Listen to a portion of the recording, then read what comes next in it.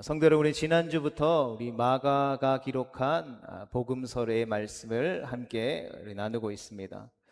오늘 본문의 말씀은 우리 주님께서 세례 요한에게 세례를 받으신 후에 광야에서 시험을 받으시고 천사들의 수종을 받으시는 장면입니다.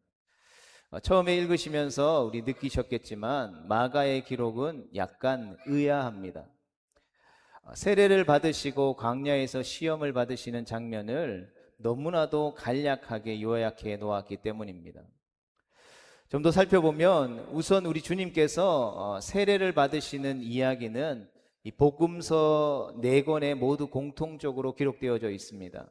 특히 예수님께서 세례를 받으신 직후에 하늘로부터 성령이 임하시면서 들린 음성, 즉 너는 내 사랑하는 아들이라 내가 너를 기뻐하노라 라고 하는 이 음성은 요한복음을 제외한 마태, 마가, 누가 복음에서 공통적으로 강조하는 말씀입니다. 한편 세례 받으신 후에 광야에서 마귀에게 시험을 받으신 사건은 요한복음에서는 언급되지 않고 있습니다. 또 이 세 복음서가 이 부분을 기록하면서도 약간의 차이를 보여주는데, 마태복음과 누가복음은 시험의 내용을 아주 자세히 설명하는 반면에 우리가 살펴보고 있는 이 마가의 복음은 시험의 내용을 언급하지 않은 채 예수님께서 시험을 이기시고 천사들에게 수종을 받으시는 점만을 아주 간략하게 기록했을 뿐입니다. 본문을 이제 구체적으로 좀 살펴보면 본문 9절 말씀을 시작하면서 그때에라는 말이 그 다음 절을 이끌고 있는 것을 보게 됩니다. 우리는 이 단어에 주목해야 합니다. 마가는 왜 그때에라는 단어를 사용했을까요? 예수님께서 우연하게 등장하신 것이 아니라 하나님께서 계획하신 바로 그때가 되어 나타나셨음을 말하기 위함입니다. 성도 여러분, 예수님을 믿는 사람들에게 있어서 우리가 보편적으로 좀 일어날 수 없는 때가 딱 맞았다라는 것들을 이야기할 때 어째 이런 일이 일어날 수 있노, 참 신기하다라고 말하지만, 여러분, 성경적인 가치관에 보면 우연히 일어난 것입니까? 아니면 하나님의 때가 됐기 때문에 일어난 것입니까? 하나님의 때가 됐기 때문에 일어난 것이죠. 어찌 이런 우연이 있노? 우리가 보편적으로 쉽게 사용할 수 있지만, 여러분, 거기에 담긴 의미에 우리가 함몰돼서는 안 되는 것이죠. 여러분, 예수님의 등장은 결코 우연이 아닌 것입니다. 예전 노사연 씨가 불렀던 히트했던 만남이라는 그 가사의 내용을 보면 알잖아요. 우리의 만남은 우연이 아닙니다. 제가 오늘 이 시간 여기 서서 하나님의 말씀을 전하고 있고 우리가 산동교회라는 공동체 안에서 함께 하나님을 예배하고 있는 것이 여러분 우연이 아니라는 것이죠. 여러분, 하나님의 가장 적절한 때에 하나님의 계획하신 가운데 우리가 만나서 예배하고 또 그 말씀을 통하여서 하나님의 뜻을 발견하며 하나님이 원하시는 그 방향을 향해서, 계획하심을 향하여서, 표대를 향하여서 나아가게 되어지는 것입니다. 우리가 이미 잘 알고 있는 바와 같이 예수님의 등장은 아주 오래전부터 구약의 선지자와 성경이 수없이 되풀이해온 약속입니다. 그때가 이르러, 즉 하나님께서 정하신 그때가 이제 되자 예수님께서 바로 그 자리에 등장하신 것입니다. 그러니 우리는 마가복음 1장 9절 첫머리에서 그때라는 그 한 부분을 세례 요한이 요단강에서 세례를 베풀던 어느 날이라고 해석하는 것이 아니라 하나님께서 수많은 선지자들을 통하여서 예고하신, 약속하신 바로 그때가 이르렀다라는 뜻으로 해석할 수 있어야 하는 것입니다. 여러분, 어쨌든 바로 하나님께서 정하신 때가 되자 예수님은 요단강에 등장하셔서 거기에서 세례를 베풀던 요한에게 다가가셨습니다. 여러분, 세례 요한은 이미 엄마의 태중에서부터 예수님의 존재를 알아보고 발길질하며 기뻐했다라고 성경이 기록하고 있죠. 그리고 또 다른 성경의 기록에 따르면 예수님은 2일 전에 세례 요한의 제자로 지낸 적도 있었습니다. 그러므로 세례 요한과 예수님은 초면이 아니었다라는 것이죠. 예수님을 아주 잘 알고 있었다라고 보아야 하는 것입니다. 요한복음은 세례 요한 이 자신을 향해 다가오는 예수님의 모습을 하나의 환상으로 보았습니다. 그리고 그 환상에 대해서 세례 요한은 이렇게 고백하죠. 요한복음 1장 29절의 말씀입니다. 보라, 세상 죄를 지고 가는 하나님의 어린 양이로다. 아멘. 이 때문에 세례 요한은 예수님께 이렇게 말했습니다. 마태복음 3장 14절입니다. 내가 당신에게 세례를 받아야 할 터인데 당신이 내게로 오시나이까. 아멘. 여러분, 요한의 세례는 이른바 회개의 세례였습니다. 그러면 예수님은 요한의 회개의 세례를 받으심으로써 죄 용서받기를 원하신 것입니까? 여러분, 예수님이 죄인이라는 뜻입니까? 그렇지는 않습니다. 세례에 관해서 설명하는 것은 결코 단순하고도 쉬운 문제는 아닙니다. 그러나 예수님께서 요한에게 하신 말씀을 우리가 보면 그것만으로도 어느 정도의 답은 유추해낼 수 있는 것이죠. 예수님께서 이렇게 말씀하셨습니다. 같이 봅니다. 이제 허락하라. 우리가 이와 같이 하여 모든 의를 이루는 것이 합당하니라. 아멘. 성도 여러분, 예수님은 낮추시기를 원하셨다라는 것입니다. 예수님은 인간을 구원하기 위해 피조물 된 인간의 모습으로 이 세상에 오셨습니다. 여러분, 이것 자체가 주님께서 우리를 사랑하셔서 구원하시기 위해서 얼마나 자신을 낮추셨는지를 분명하게 보여주는 장면인 것이죠. 그런데 이제는 당신께서 제정하신 세례의식, 즉 죄악된 백성들을 성결케 하기 위해서 반드시 세례의식 앞에 당신의 머리를 숙여서 친히 자신의 낮추심을 이렇게 명백하게 인간들에게 보여주셨다라는 것입니다. 이 겸손한 자세를 보시고 하나님은 친히 당신의 음성을 들려주심으로써 이것을 기쁘게 받으셨음을 선포하셨습니다. 그리고 마가는 이 장면을 이렇게 기록하고 있습니다. 같이 봅니다. 하늘로서 소리가 나기를 너는 내 사랑하는 아들이라 내가 너를 기뻐하노라 하시니라. 아멘. 성도 여러분, 마가는 이 대목에서 무엇을 강조하고 있습니까? 마가는 하나님의 아들이신 예수님께서 자신을 더 이상 낮출 수 없을 정도로 낮추심으로써 하나님의 아들로 인정받으셨다라는 사실을 이러한 스토리를 통해서 증언하려 했다라는 것이죠. 우리가 바로 방금 언급한 구절, 하나님께서는 너는 내 사랑하는 아들이라고 말씀하셨는데, 성도 여러분, 이 구절은 마가복음 15장 39절과 하나의 쌍을 이루는 말씀입니다. 마가복음 15장 39절에서 백부장은 이렇게 고백하죠. 같이 읽습니다. 이 사람은 진실로 하나님의 아들이었도다. 아멘. 성도 여러분, 하나님께서는 하늘에서 예수님에 대해서 너는 내 사랑하는 아들이라 내가 너를 기뻐하노라 라고 선포하셨습니다. 이에 대해 백부장은 이 사람은 진실로 하나님의 아들이었다라고 고백하는 것이죠. 즉, 이 고백은 하나님의 선포에 대한 인간의 화답이었습니다.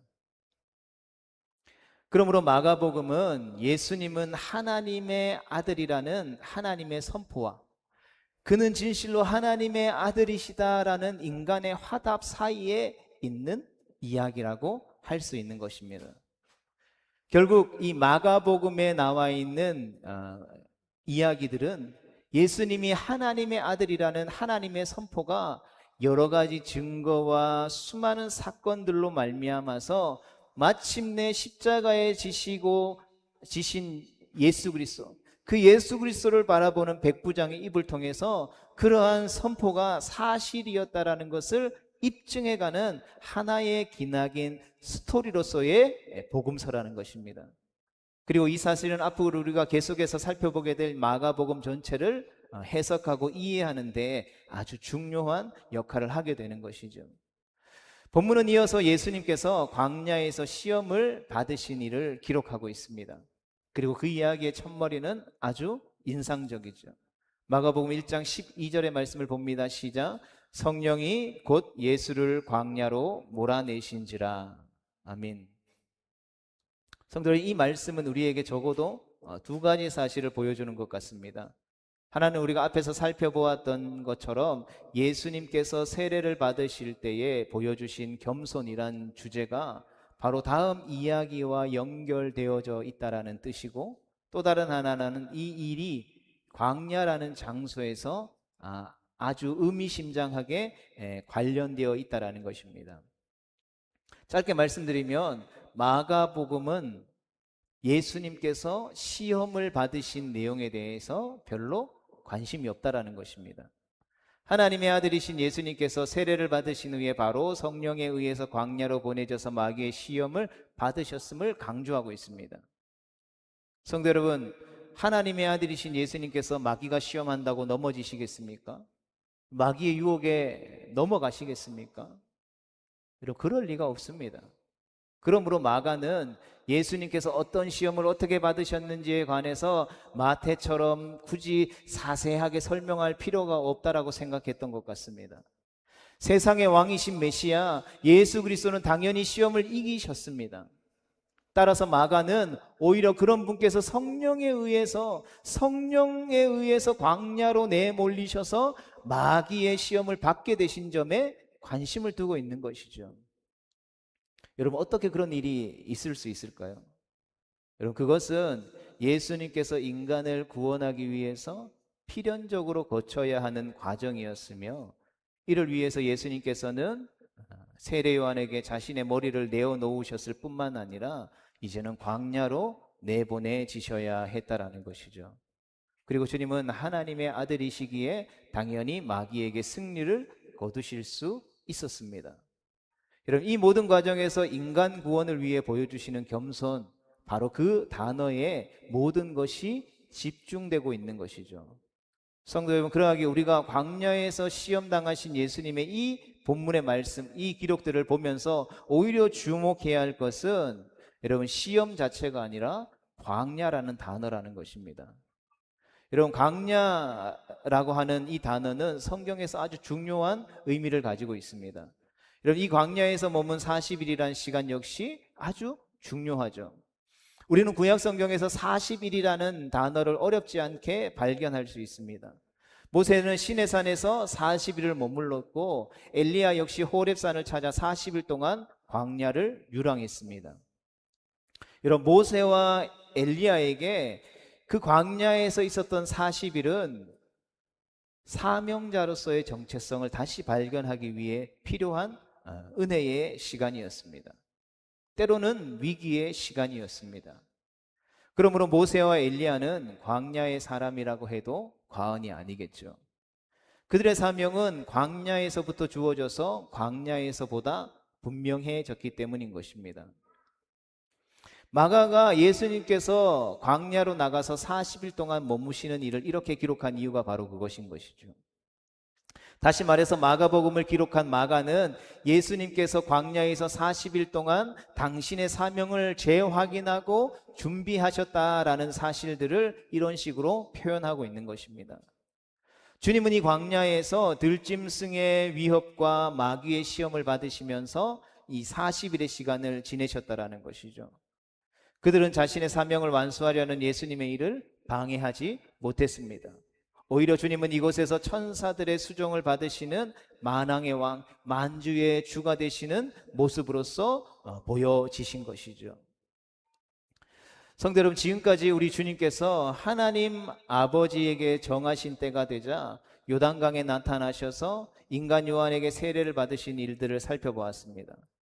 주님은 이로써 앞으로 이어질 당신의 사역의 성격이 어떤지를 우리에게 보여주는 것이죠. 예수님께서 앞으로 우리에게 보여주실 그 사역들은 높은 자리에 가서 많은 권력을 과시하고 어떤 많은 명예들을 얻고 많은 부를 얻는 그런 일들이 아니라 낮아져서 겸손함의 모습을 보이는 성격이었다라는 것입니다. 주님은 분명히 온 우주 만물을 말씀으로 창조하신 하나님의 아들이시지만 이 땅에서 인류를 구원하실 방법은 전능자로서의 위엄과 권세가 아니었다라는 것이죠.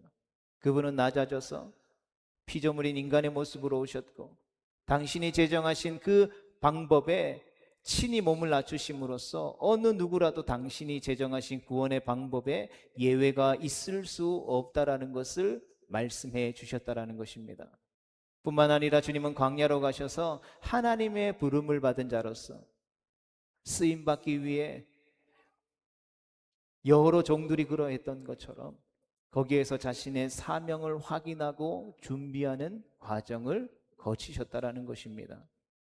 거기에서 주님은 마귀와 들짐승의 위협을 받으시기도 했지만 동시에 천사들의 수종을 받으셨다라는 것이죠. 그런데 성도 여러분, 마가는 예수님께서 광야에서 승리하셨다라고 말하지 않습니다. 여러분, 이 사실이 우리에게 말해주는 의미는 무엇입니까? 예수님은 광야에서 우리가 잘 알고 있는 대로 분명히 시험을 이기셨습니다. 그러나 이기셨다라고 해서 그 마귀의 시험이 거기서 끝나는 것입니까? 그렇지 않죠. 마귀의 시험은 계속되는 것입니다. 마귀는 예수님의 사역 기간 동안 늘 따라다니면서 시험하려 할 것이고, 예수님은 끊임없이 이어지는 시험 속에서도 당신의 사명이 틀림없이 완수하실 것입니다. 성도 여러분, 바로 마가는 이 점을 말씀하고 있는 것입니다. 마가가 증언하고 있는 이 기록은 마가복음 15장 39절에서 백부장의 고백이 터져 나올 때까지 쭉 이어질 것이라는 것이죠. 하나님께서 이는 내 사랑하는 아들이라고 선언하신 말씀을 인간들이 자신의 고백으로 고백하는 그때까지 사단의 시험은 이어질 것이고, 우리 주님은 계속해서 거기에서 승리하심으로써 이 과정을 살펴보고 있는 모든 이들의 입에서 정말 하나님은, 정말 예수님은 하나님의 아들입니다라는 고백이 터져 나올 때까지 승리하시는 그 사역들을 계속해서 해 나가실 거라는 것이죠. 그러하기에 우리가 살펴보게 될 이 마가복음의 말씀을 통해서 우리가 계속해서 깨닫게 되어지고 우리 가운데 은혜 되어지는 것은 무엇입니까? 예수님은 진정 우리를 구원하신 구원자 하나님이시구나. 그분이 우리를 구원하신 구원의 소망이 되시는구나. 그것을 우리 입술을 통해서 고백하고 또 고백하며 감사하게 되어지는 것이죠. 말하자면 광야에서 승리는 이런 그것으로 그치는 것이 아니라는 것이죠. 오늘 우리가 세상 가운데 치열하게 믿음으로 살아가다가 교회에 나올 수 없는 상황이지만 그럼에도 불구하고 먼저 교회에 나라고 의를 구하라는 하나님의 말씀을 의지해서 교회에 나와서 예배드렸습니다. 예배 가운데 하나님을 뜨겁게 찬양하고 뜨겁게 기도하고 하나님의 말씀을 통하여서 또 다시 세상 가운데 살아갈 힘을 얻었습니다. 하나님이 주신 은혜로 충만해졌습니다. 그리고 우리에게 주어진 삶의 자리 가운데로 우리가 나아갑니다. 그렇다면 더 이상 마귀의 시험은 우리 가운데 존재하지 않는 것입니까? 그렇지 않죠. 끊임없이 계속해서 마귀의 시험은 이어질 것입니다. 예수님께서 십자가에서 승리하실 때까지 계속해서 이어질 이 영적 전쟁에서 거둔 첫 번째 승리일 뿐이라는 것이죠. 마귀는 이때까지 어떻게 해서든지 예수님을 쓰러뜨리려 할 것이고, 예수님은 마지막까지 승리하시기 위하여 당신의 길을 가실 것입니다. 그리고 그 방법은 처음부터 마지막까지 한결같이 낮아지는 겸손의 자세를 잃지 않게 되어질 것입니다. 그리고 우리는 겸손의 최종적인 완성의 모습을 십자가에서 보게 될 것입니다. 그러하게 성도 여러분, 우리는 주님이 이와 같은 모습에서 영적인 교훈을 얻을 수 있어야 하겠죠. 주님은 당신의 사역을 완성하시기까지 철저하게 오직 한 가지의 태도로 일관하셨다라는 것입니다. 그것이 바로 무슨 자세입니까? 겸손이죠. 주님의 일을 하려는 사람은 예수 그리스도께서 걸어가신 그 영광의 길 십자가의 길을 따라가는 예수 그리스도의 제자라면 이 사실을 반드시 명심해야 하는 것입니다. 하나님께서 우리에게 무엇인가를 기대하실 때에, 혹은 우리에게 무엇인가를 맡기시고 명령하실 때에 하나님의 사람은 낮아짐의 태도가 얼마나 중요한지를 명심해야 한다라는 것입니다. 왜 그렇습니까? 우리가 최후 승리를 얻어야 하기 때문인 것이죠. 마지막에까지 승리를 얻기 위한 것입니다. 잠언 16장 18절은 우리에게 이렇게 경고합니다. 같이 봅니다. 교만은 패망의 선봉이요 거만한 마음은 넘어짐의 앞잡이니라. 여러분, 성공은 노력한 자의 열매입니다. 그러나 그 열매를 부여잡고 한껏 교만해져서 그것이 하나님의 선물임을 잊는다면 그 성공은 패망을 향해 인도하는 앞잡이가 되어버릴 것입니다.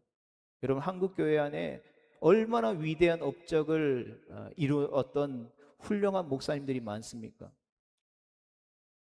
그런데 그 목사님들의 마지막의 모습을 한번 보십시오. 그리고 어떠한 모습입니까? 그 하나님 앞에 뜨겁게 쓰임받았고 하나님 앞에 낮아져서 겸손하게 쓰임받았던 그 모습으로 온데간데 없이 마지막 남은 명예를 얻기 위해서, 마지막 남은 물질의 유혹을 뿌리치지 못해서 많은 사람들로부터 손가락질 받는, 많은 사람들로부터 외면당하는 그러한 모습들을 우리가 너무나도 많이 보지 않습니까?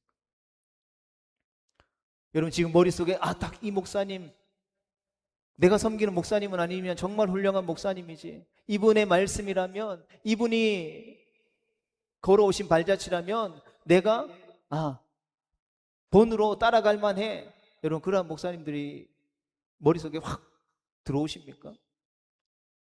안타깝게도 물론 저보다 다 훌륭하시죠. 그러나 내가 저 목사님처럼 돼야지, 내가 다른 건 못해도 저 목사님이 걸어가신 길 발자취를 따라서 나도 훌륭한 목회자가 되어야지. 여러분 한결같이 끝까지 그러한 모습 가지고 있는 목회자들을 여러분 찾기가 쉽지 않습니다. 왜 그렇습니까? 결코 그것이 쉽지 않기 때문이라는 것이죠. 결코 사단이 여러분 그것을 가만히 내버려 두지 않기 때문인 것입니다.